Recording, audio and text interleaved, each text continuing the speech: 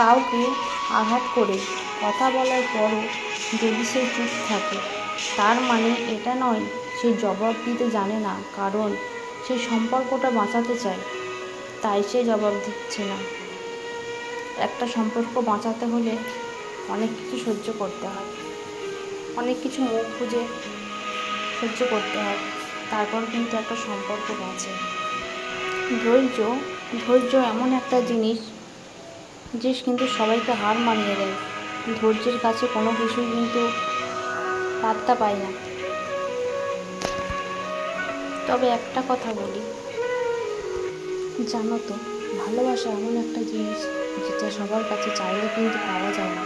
হ্যাঁ, সেটা পাওয়া যায়, কিন্তু তুমি যাকে প্রথম ভালোবাসবে সেই ভালোবাসার মতো কিন্তু আর কখনোই হবে না, কখনোই পাবে না।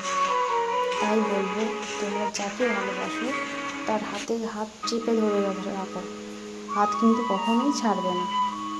যেদিন দেখবে হাত ছেড়ে দিয়েছো, পাখি ফুরুত করে উড়ে চলে যাবে। তাই যতক্ষণ পারবে নিজের ক্ষমতা দিয়ে সব কিছু দিয়ে আগলে রাখার চেষ্টা করবে, আগলে রাখার।